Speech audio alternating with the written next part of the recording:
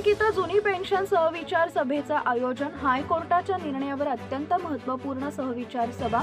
मोठ्या संख्येने उपस्थित राहण्याचं पेन्शन पीडित शिक्षकांना आवाहन।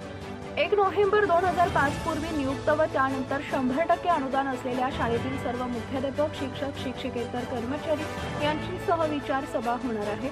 यासाठी प्रत्येक शाळेतून कमीत कमी एक शिक्षक येणं गरजेचं आहे, कारण नुकताच 27 फेब्रुवारी 2025 ला लागलेला हायकोर्टाचा जो निर्णय आलाय त्या संबंधात पेन्शन पीडित बांधवांचं संगोपांग चर्चा करण्याचं निश्चित झालेलं आहे।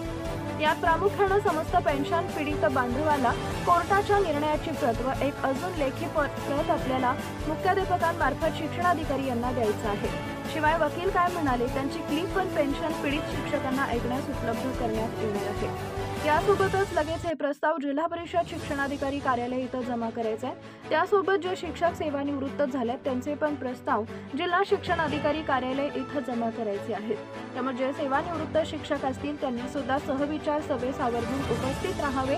कालच शिक्षणाधिकारी यांच्याशी या निर्णयासंबंधी चर्चा झाली आहे। या सुवर्ण संधीचा लाभ घेण्यासाठी सर्वांनी वेळेवर स्काउट गाईड कार्यालय नाशिक इथं दिनांक 27 मार्च 2025 रोजी गुरुवारला ठीक 3 ते 5 वाजेच्या दरम्यान सहविचार सभेस वेळेवर उपस्थित राहण्याचं आवाहन नाशिक जुनी पेन्शन जिल्हा कोर कमिटी महाराष्ट्र राज्याचे माननीय सचिन पगार यांनी केलं आहे। जनता टाइम जटा टीव्ही चॅनलसाठी प्रदीप लोखंडे, उपसंपादक।